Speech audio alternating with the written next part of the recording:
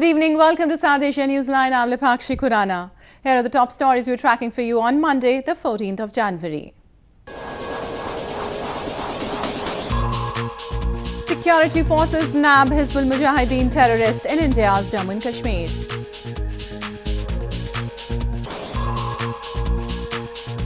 Pakistan's top court dismisses appeal against suspension of Sharif family sentences. An Afghan presidential candidate pledges to end ongoing conflict after elections.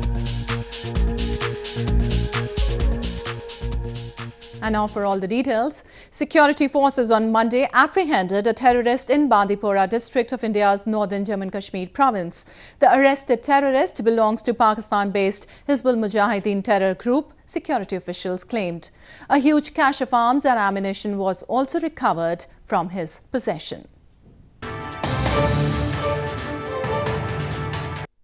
Security forces on Monday apprehended a terrorist belonging to Pakistan-based Hizbul Mujahideen terror group from Bandipora district in India's northern Jammu and Kashmir province. Acting on a tip-off, a joint team of Indian Army, Central Reserve Police Force and Jammu and Kashmir Police laid a mobile vehicle checkpost and nabbed the terrorist. The arrested terrorist was identified as Sarfaraz Ahmed Seer. Security forces also recovered a huge cache of arms and explosive, including an AK-47 pistol, several rounds of bullets, a satellite phone and other warlike stores from his possession. आज सुबह लगभग 10:30 और 11 के बीच में एक militant जो हिजबुल मुजाहिदीन से जुड़ा हुआ है, पिछले 5 सालों से वो एक्टिव था कुपवाड़ा, सोपुर और बांडीपुर बेल्ट में, जिसका नाम सरफराज अहमद सीर है। वो कैटेगराइज्ड मिलिटेंट है हिजबुल मुजाहिदीन का। वो आज सुबह पकड़ा गया है और उससे कुछ आर्म्स एम्युनिशन रिकवर हुआ है। India has long accused Pakistan of arming and aiding terrorists to use them as proxy to mount attacks on Indian soil. Pakistan denies the allegations. Indian Foreign Minister Sushma Swaraj on Sunday reiterated that India is committed to economic reconstruction of Afghanistan. She made the remarks while addressing the India-Central Asia dialogue held in Uzbekistan, which saw the participation of Afghanistan for the first time. Indian Foreign Minister Sushma Swaraj on Sunday participated in the India-Central Asia dialogue with an aim to boost ties with Afghanistan and Central Asian nations. The dialogue held in Uzbekistan's Samarkand city was attended by leaders from Uzbekistan, Kazakhstan, Turkmenistan, Tajikistan and Kyrgyzstan.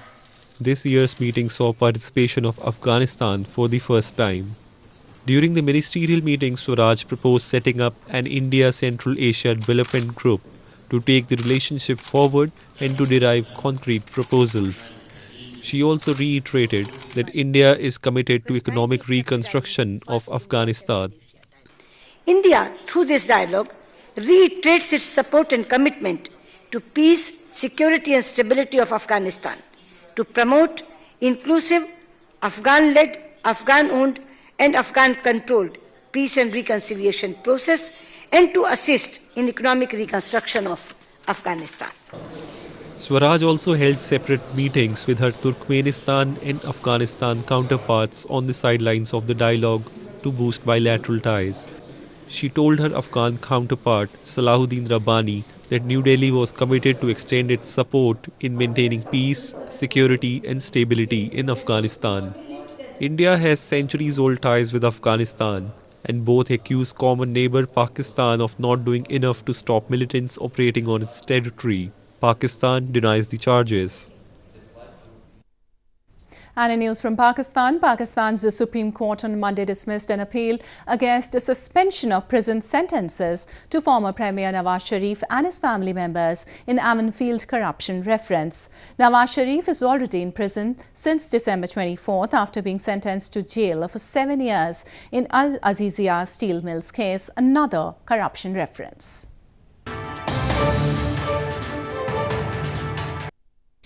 Pakistan's Supreme Court on Monday dismissed the National Accountability Bureau's appeal against the suspension of prison sentences to former Prime Minister Nawaz Sharif, his daughter Maryam Nawaz, and son-in-law Mohammad Safdar in the Amanfield corruption reference. The top court upheld Islamabad High Court's verdict on September 19 last year that had ordered suspension of the prison sentences.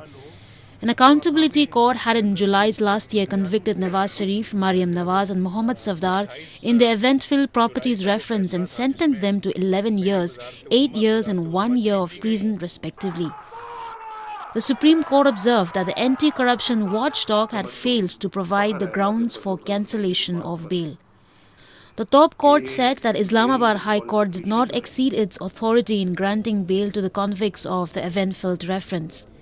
Nawaz Sharif is already in prison since December 24th after being sentenced to jail for 7 years in Al Azizia Steel Mills case, another corruption reference. Moving on, Pakistan has been consistent in subjugating the public in Pakistan-administered Kashmir and Gilgit-Baltistan. Nisar Shah, a political activist, recently highlighted that Islamabad has been misusing draconian anti-terrorism laws to oppress the common public in the illegally occupied territories. Activist Nisar Shah recently highlighted that the Schedule 4 of Anti-Terrorism Act is being blatantly misused by Pakistan to crush any dissent simmering against the establishment in territories under its illegal rule. During a recent conference, he blamed that in the name of draconian law, arbitrary detentions, extrajudicial killings, and persecution of the common public and activists are committed in the illegally occupied territories of Pakistan-administered Kashmir and Gilgit-Baltistan. ये किसी को नहीं पता कि आज भी गिलगित-बल्तिस्तान की jail के अंदर 11 लोग गुज़िश्ता 7 साल से जो है वो जेल में और उनको 40-40 साल की सजाएं हो चुकी हैं जो अवामी हुकूक के ऊपर लड़ने वाले लोग जिसमें बाबा जान का नाम शामिल है और बाकी शामिल है वो जेलों के अंदर है गुज़िश्ता 7 साल के। बाबा जान को याद करो, बाबा जान को याद करो, बाबा जान और उनके साथियों को याद करो। वो 7 साल से जेल में और उनका कोई क्रिमिनल केस नहीं है उनके ऊपर, वो पॉलिटिकल विक्टिमाइजेशन है, पॉलिटिकल कैटिंग है। Owing to routine torture of political activists, the public lives in fear in Pakistan-administered Kashmir and Gilgit-Baltistan.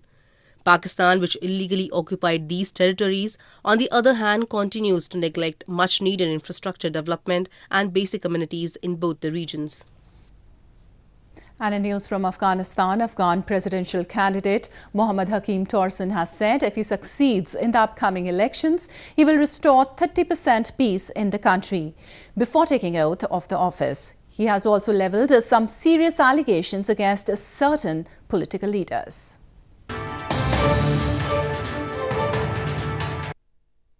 Presidential candidate Mohammad Hakim Torsun on Sunday said that if he succeeded in the upcoming elections in Afghanistan, he will restore 30% peace in the country before taking oath of office. He said that incumbent President Ashraf Ghani and Chief Executive Officer Abdullah would not have a role in his government while expressing his hope over a victory. Torsun also levelled some serious allegations against certain political leaders and said that he will bring the conflict to an end in the country after winning the elections. زمانی که من آغاز به چنین کار کردم همه مردم افغانستان هم میفهمن که من نه غاصب هستم نه فاسد و نه مفسد و نه هجنت کدام کشور. Meanwhile, a number of Torsun supporters pledged to use all available sources to ensure that Torsun wins the next presidential elections.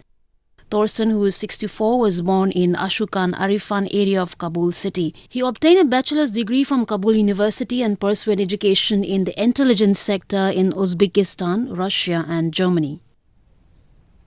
And more news from Afghanistan. Afghanistan's second Vice President, Mohammad Sarwar Danish, has criticised the Independent Election Commission over its poor management of the election process. Danish said allegations of fraud, violations and corruption against the Election Commission have raised questions on the image of the Afghan people and the government in the international arena.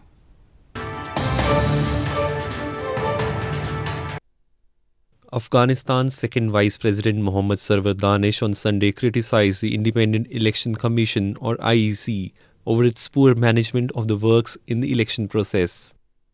Danish said allegations of fraud, violations and corruption against the Election Commission have raised questions on the image of the Afghan people and the government in the international arena.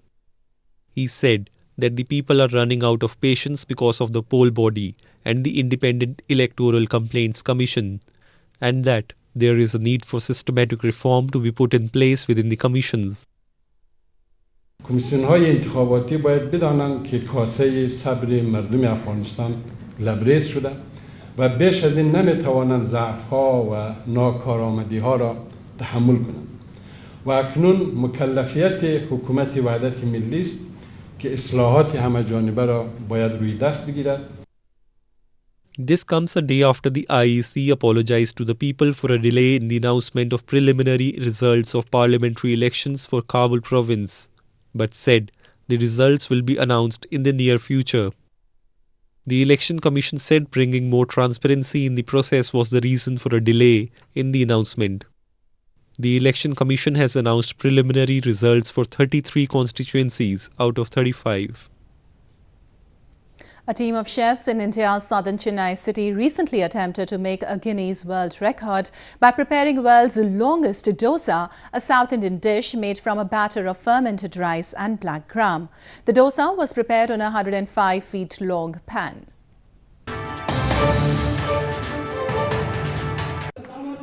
Indian chefs in southern Chennai city recently attempted to make a Guinness World Record by preparing world's longest dosa, a South Indian dish made from fermented batter of rice and black gram. A team of 60 experts led by renowned chef Vinod Kumar prepared a 100-long feed dosa made of nearly 83 pounds of batter, including a combination of chickpeas, green gram, millets, black gram, among other ingredients. The dosa was prepared on a 105 feet long pan. So we decided to attempt to enter the Guinness Book of World Records by creating the longest dosa in the world at 100 feet. Hopefully we'll even break the 100 feet with this attempt. And this dosa comes with a lot of different ingredients in it, beginning with a millet base. Normally it's rice flour. The chef coordinator further added the dosa made to register the record was cooked with the idea of promoting healthy food. Dosa is a typical South Indian food taken as breakfast or dinner and is rich in carbohydrates and protein. Devout Hindus across India on Monday congregated at river banks to take a holy dip to wash away their sins on the occasion of harvest festival of Makar Sankranti. People also flew kites to mark the festival.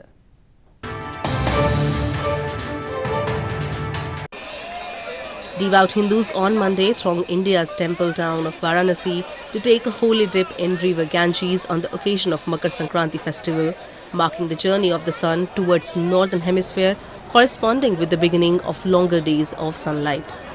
Braving the winter chill, priests performed aarti as the devotees took the holy dip in the river to wash off their sins. Makar Sankranti is one of the most auspicious days for the Hindus and is celebrated in almost all parts of the country in myriad cultural forms with great devotion, fervour and gaiety. आज के दिन मकर में सूर्य प्रवेश करते हैं।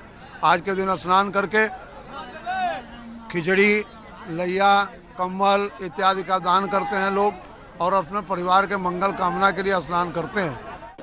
Similar scenes were witnessed in India's West Bengal province, where people gathered at the Sagar Island to take bath in river Ganges and pray to the sun god for the well-being of their families. Meanwhile, in Ahmedabad city of Western Gujarat province, people were seen flying kites to celebrate the festival. As per Hindu astrology, the transition of the sun from Sagittarius to Capricorn zodiac during the winter solstice in the northern hemisphere is known as Makar Sankranti. The occasion is considered very auspicious by the Hindus for attaining higher worlds hereafter. It is also believed that the holy dip during Makar Sankranti washes away all sins. Well, that's all we have for you from South Asia this evening. Now our viewers can watch the show on SouthAsiaNewsline.com. You can also visit us on Facebook.com/SAsiaNewsline and follow us on Twitter @SAsiaNewsline. That's all in tonight's edition. We'll see you same time tomorrow. Good night.